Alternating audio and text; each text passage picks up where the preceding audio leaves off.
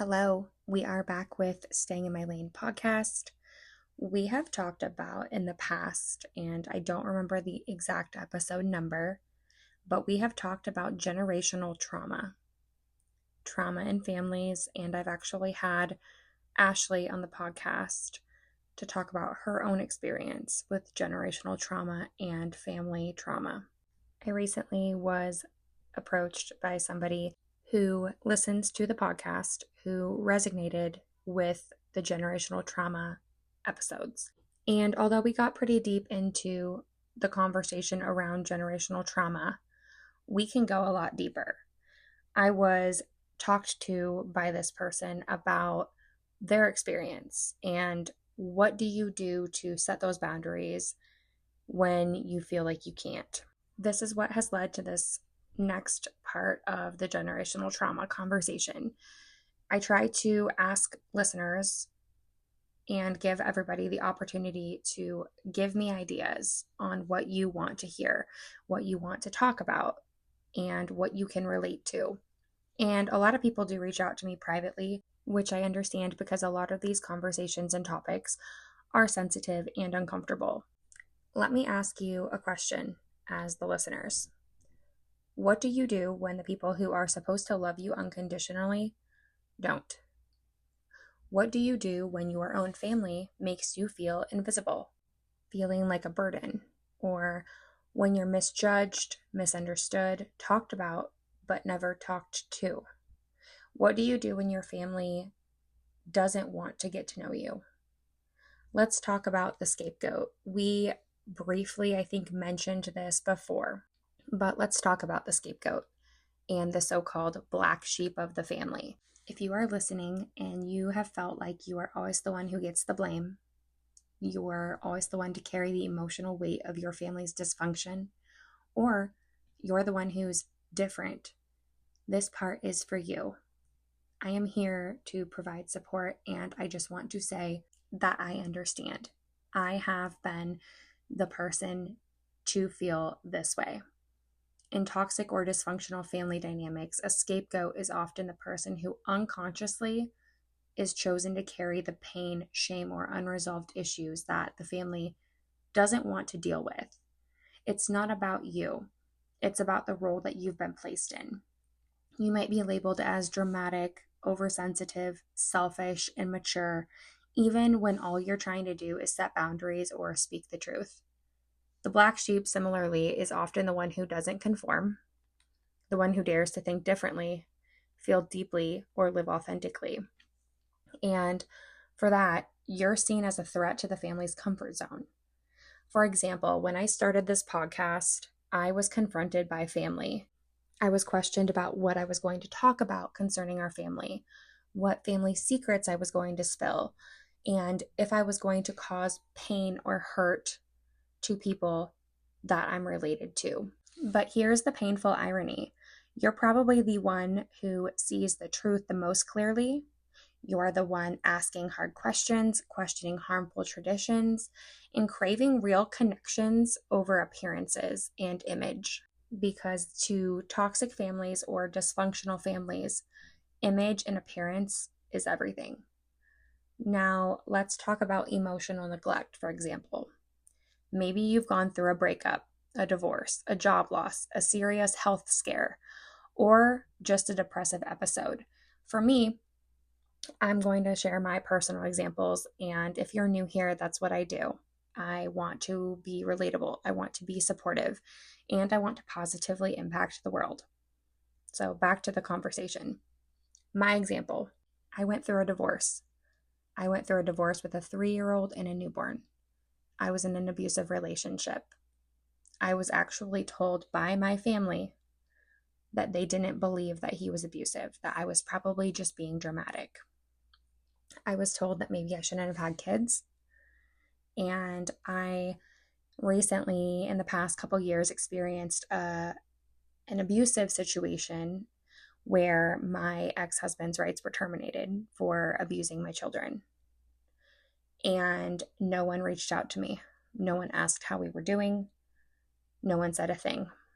And when I created a page to try to kind of bring awareness to that, and I asked them to support that, I was ignored.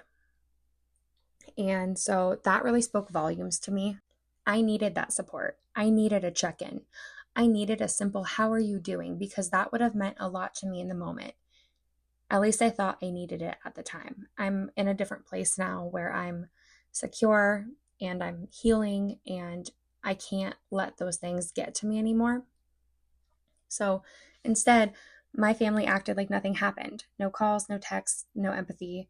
And when you bring it up, you're told that you're being too sensitive, or we didn't want to bother you. Or, for example, I was told people go through things. We were going through things too. I've personally been treated like a child. And that's true when you have a dysfunctional family. They treat you like a child who can't handle life, yet you are ignored for your pain and your trauma, like it doesn't matter. You're minimized, you're silenced, you're made to feel small and unimportant. And the worst part is when they don't talk about you to you, they talk about you behind your back.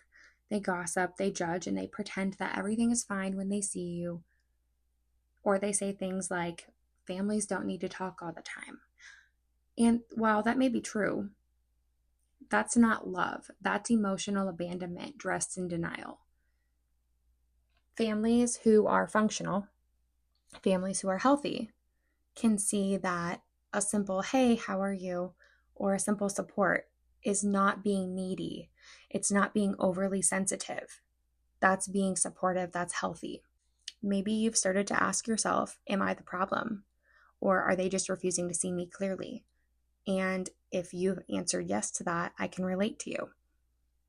I have asked myself that for years. I mentioned in the generational trauma episodes that I have been to therapy to try to work through my problems. And here are the truths that many of us are scared to admit. Not all family is safe. Not all family is healthy. And not all family deserves to have access to you. I have spent years trying to just message them, see how they're doing, try to start a conversation. But in all reality, it's been awkward because I feel like I'm talking to a brick wall. You can't hold conversations with people who don't want to talk to you. There is a belief that family is everything, that blood means everything. And yes, in some cases, in the best cases, it can be. But when family means chronic pain, guilt trips, manipulation, narcissistic abuse, which we have an episode on, or being emotionally erased, then holding on just because they share your bloodline, that can be more painful and more harmful than letting go.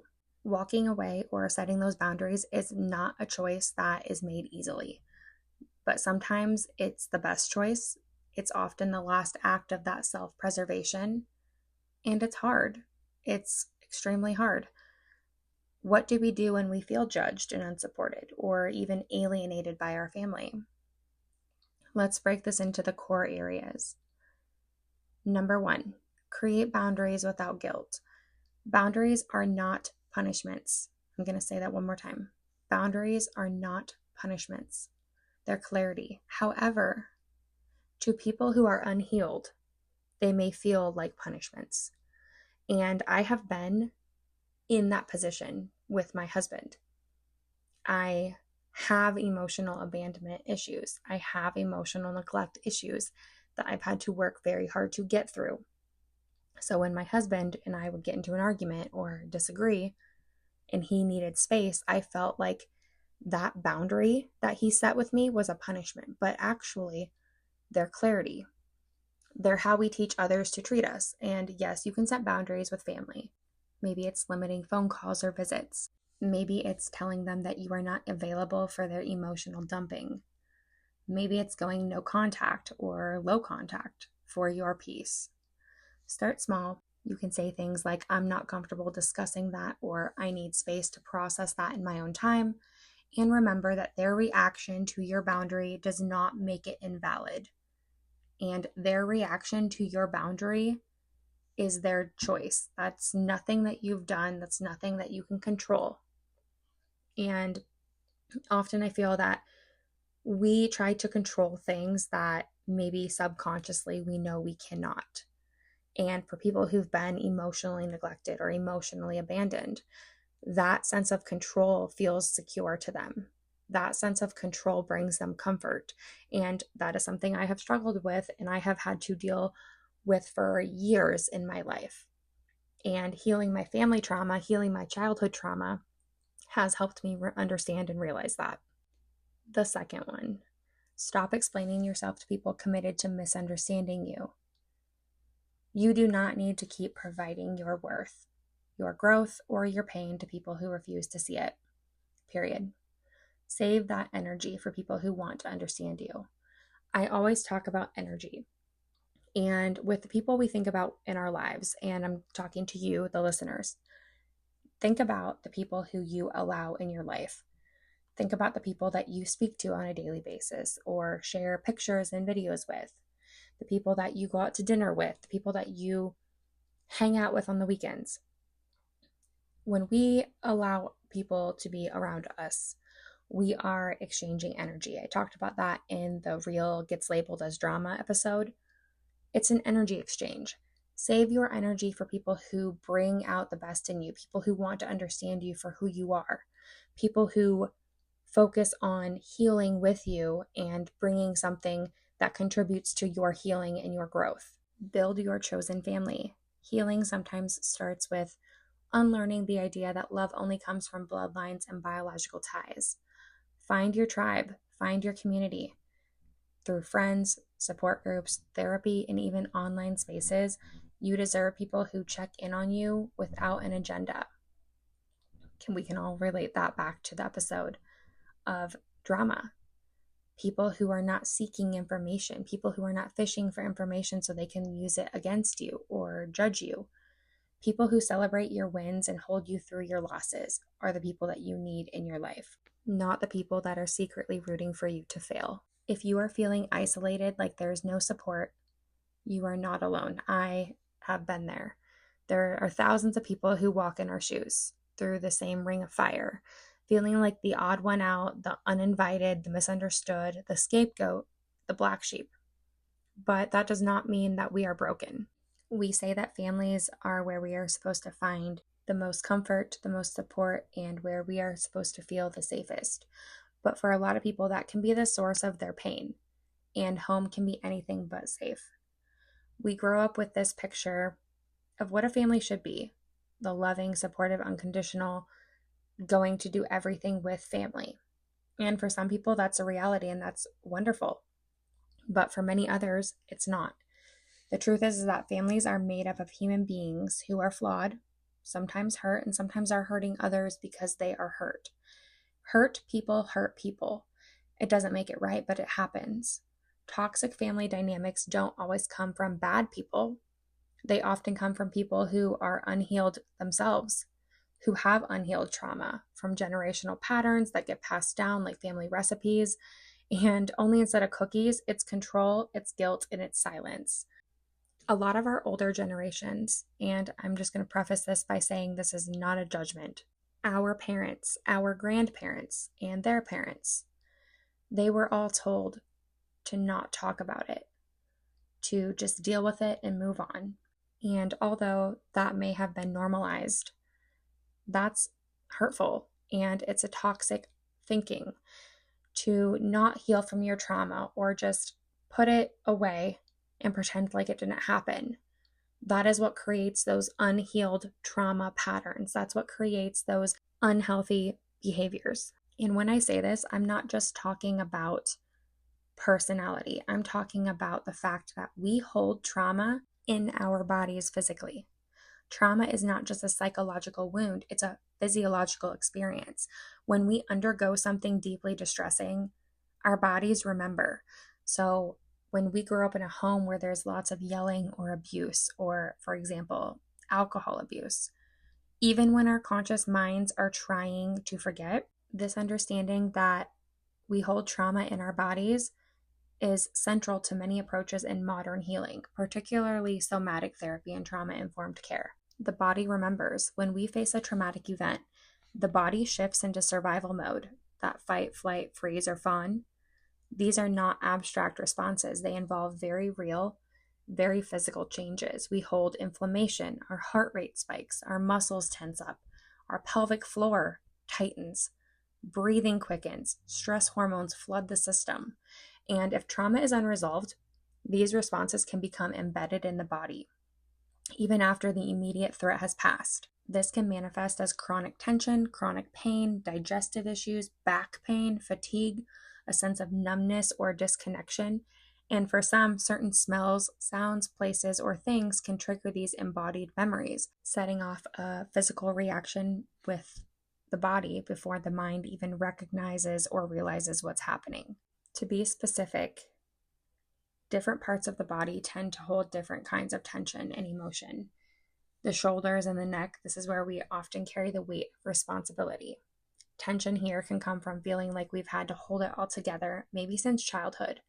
Ironically, I have a lot of tension in my shoulders and neck. The jaw, clenching the jaw can be a sign of unspoken words, suppressed anger, or pressure to stay quiet. Do you ever wake up with your jaw sore? That's often your body talking. I actually learned that the jaw is connected to the pelvic floor, and often those go in relation to one another. The stomach and gut, our gut is deeply connected to our nervous system. Anxiety, fear, and shame often show up here as nausea, irritable bowel syndrome, and a pit in the stomach, or even acid reflux, which I did not know. The hips and the pelvis. A lot of emotional trauma, especially related to safety and boundaries or sexuality, is stored here. It's a vulnerable and powerful area of the body. Do you ever have tight hips or lower back pain? I learned through my own experiences and therapy is that a lot of my trauma that I have is stored in my hips and my pelvic area, which can all be tied back to safety, security, and emotional abandonment. And something I found really interesting is when I was researching for this episode and looking into different articles, I read that the hands and feet of people who've experienced helplessness or powerlessness may hold tension here. And this reflects the urge to go and do something or run that was never acted on. There's a lot of research in somatic psychology, neuroscience, and trauma therapy that backs this up. The body is not random, it remembers. And I'm probably a complete nerd, but this is what I like to read about. I like to educate myself on these topics. Since reviewing these experiences and how they affect the body and where we hold trauma, I want to revert it back to the toxic family. When we say toxic, what does that even mean? When we say toxic, we're not talking about just a disagreement or a tough time or something that somebody's been through that's brief. These are consistent patterns that make you feel less than. This can include things like emotional manipulation, gaslighting, lack of boundaries, passive-aggressive behavior, which I feel is pretty common in toxic families, constant criticism, guilt tripping, favoritism, and stonewalling, or the silent treatment, which is one of the most common I feel that I have experienced. Sometimes it's loud, yelling, fighting. Sometimes it's quiet, emotional distance, subtle digs, little comments like the little sarcastic turnarounds. Either way, it can make you feel like you're constantly walking on eggshells, which is not a fun feeling to have. And being on edge or being on guard is a fight or flight or freeze or fawn. And that's how we develop those fight, flight, freeze, or fawn, is by having these toxic experiences with these toxic family members. So where does this toxicity come from? A few things. Generational trauma. A parent who grew up in a home without affection may not know how to give it. And if you've heard my generational trauma episodes, you have heard me say that. Abuse often gets normalized and passed down. It can be referred to as ways of parenting or culture. Cultural expectations. In many other cultures, family loyalty is prioritized above individual well-being. Speaking out is seen as a betrayal. And when thinking about that betrayal, power and control. Some parents or family members, doesn't have to be parents, can be an aunt, a cousin, an uncle, a grandma, a grandpa. Some family members maintain control by instilling fear, guilt, or dependency. And this can often come from unresolved mental health issues. such as depression, addiction, personality disorders. These can create chaos in a family system if left untreated. And it's like this: hurt people hurt people. I said that a little bit ago. I've said that before, and I'm going to keep saying that. If no one wants to break the cycle, it will just keep spinning. Family pain cuts deeper than almost anything. Why? Because it's supposed to be your foundation.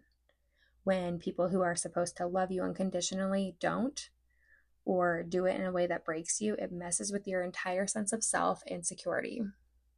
And you start questioning your worth and your reality and your ability to be able to trust other people or even trust yourself.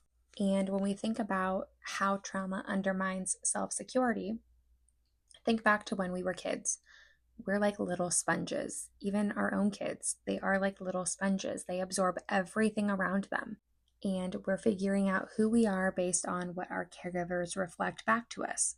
So imagine for a second being a child in a home where love is conditional, and maybe you can relate to this, or where your emotions are ignored, or worse, when you're blamed for things that were never even your fault. You start to believe things like, maybe I'm not good enough, maybe I'm too much, maybe I have to earn love by being quiet, helpful, or perfect. That's where insecurity is born. You want to know the kicker? It follows us. It follows us into our relationships, our friendships, our jobs, how we talk to ourselves when no one else is around. But it's not your fault. Let me say this: what happened to you and your family is not your fault. If you have been through something like this, it is not your fault. Healing from it is your responsibility. And I don't say that to pressure you, I say it to empower you. A lot of times, I feel that medical professionals, sometimes therapists, sometimes, friends, family, spouses, boyfriends, girlfriends, whoever it may be. I'm just going to say everybody. As humans, we sometimes make excuses or diminish our power to have our voice heard. And we say things like, I've been through a lot, so I can't do this, or it's just not easy. But healing is not easy. It is our responsibility, and we need to be accountable for our actions. And again, I'm not saying that to be pressuring. I'm not saying that to be rude or disrespectful or discredit anybody, a doctor, nobody like that. I'm not discrediting anybody, because mental health is real. But healing from it, that's our job. The truth is that beliefs that we pick up as little kids, they aren't facts. They're survival stories. They've helped us cope back then, but now that very well could be what's holding us back from becoming the best versions, most authentic versions, the highest versions of ourselves. So, what does rebuilding self-security even look like? Here are a few ways that have helped me in my life, and I hope can help others. I'm going to probably get some eye rolls, but therapy, especially trauma-informed therapy, that's a great way to start dealing with your trauma. And it helps you name what you've went through and reframe the situation on how you see yourself. Safe relationships. People who see you, people who validate you, people who remind you that you're not too much. And this goes for friends, relationships, as far as intimate relationships, sexual relationships.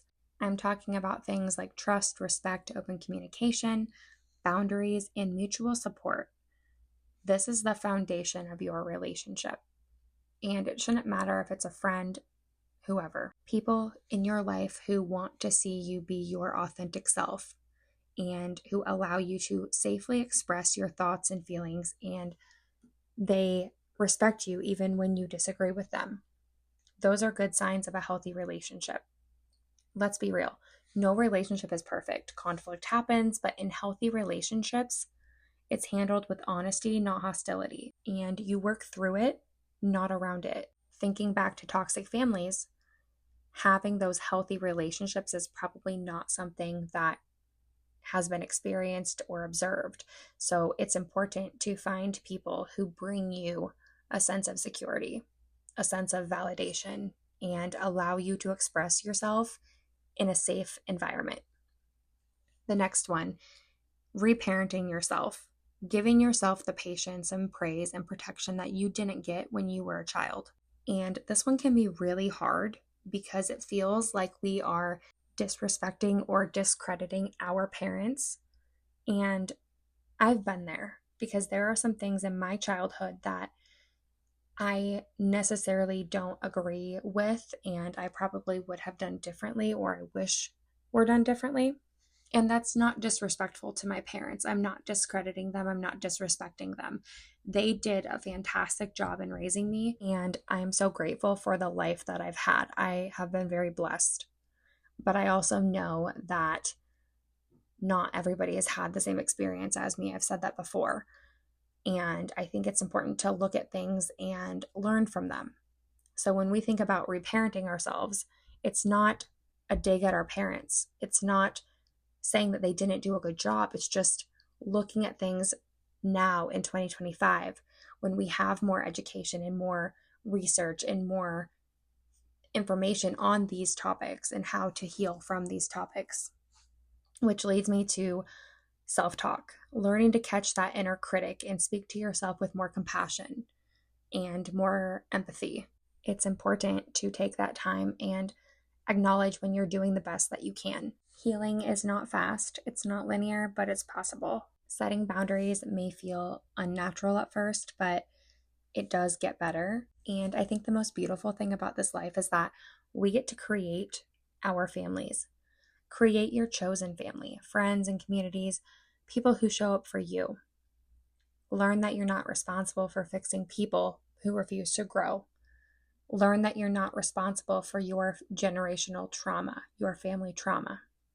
And no, you don't have to keep toxic people in your life just because they share your DNA. We have talked about the emotional abandonment, the emotional neglect, the emotional abuse. And emotional trauma in families doesn't always scream. And it can be those quiet moments, like the way your mother flinches when someone raises their voice at her. Maybe she experienced trauma. The way that your father looks out the window for too long. Maybe he's looking for something to heal inside himself. The way no one talks about your brother's addiction or your sister's silence after the 1 year she disappeared. Maybe no one wants to talk about the sexual abuse that happened. It's the kind of trauma that teaches us not to feel, teaches us to survive rather than heal. We stop asking, we stop crying, we stop needing, we become numb. And what is transformed is transmitted. We inherit not just genes, but emotional patterns. My anxiety could be from my grandma, could actually be from my grandma. My people-pleasing behavior might be the result of decades of family shame and secrets. Let's talk about cycles. Trauma, untreated, doesn't dissolve. It replicates. It seeps into how we parent, how we partner, how we exist, and how we treat ourselves. Maybe your father never apologized. So to you, love means silence. Maybe your mother coped with stress by controlling everything, and now, so do you. Maybe you became the fixer, the peacemaker, the overachiever, the one yearning for that acceptance because being needed was the only way to feel safe and seen. Family trauma is not just about what happened, it's about what never got talked about. The alcohol, the sexual abuse, the secrets, the violence, the shame, or the emotional abandonment that no one ever dared to call neglect. I grew up thinking that numbness was normal, and I know people who think that love meant sacrifice. That to be safe, I had to be small, and it took me years to learn that boundaries were not betrayal. At 34 years old, I am just now learning that. I can break cycles without breaking connection. However, I can't fix people. I can't fix the cousin or the aunt that don't speak to me because they think that I'm dramatic and they think that I have consumed my parents' energy. I can't fix the people who judge me for having children out of wedlock. I can't force my family to know who I am now, not who I was at 15. When my grandparents passed, I felt like they took the family dynamic of connection with them. And I can't force people to know me or my family. I can't get to know my family if there's no connection. I'm sure a lot of people can relate to that.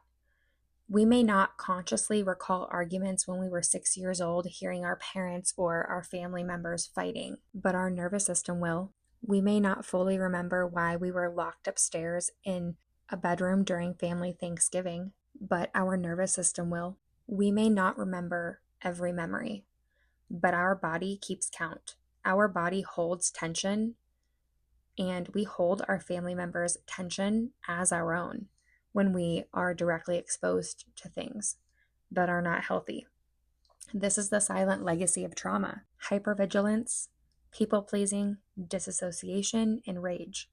And when we don't make the unconscious conscious, we become actors in a play that we did not write. So, healing from that family trauma doesn't mean fixing your family. It means facing the truth and choosing not to pass it on. It means learning to sit with our discomfort instead of running, naming our feelings even if no one else in your family ever did, creating boundaries not as walls but as bridges to your own safety. Healing is not a straight line. It's grief, it's rage, it's forgiveness without reconciliation.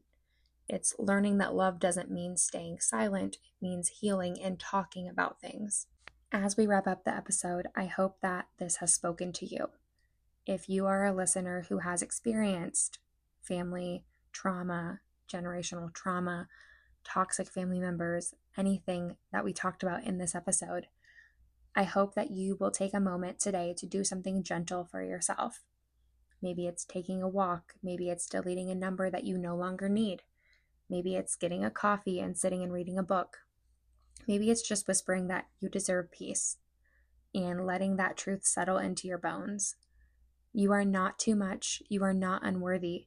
And your story matters, especially the parts that they tried to silence.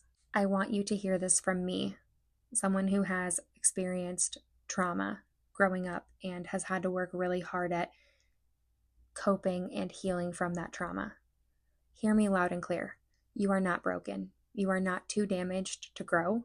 You are not defined by your past. You may have been shaped by your early experiences, but you are not trapped by them. You are worthy of love just as you are.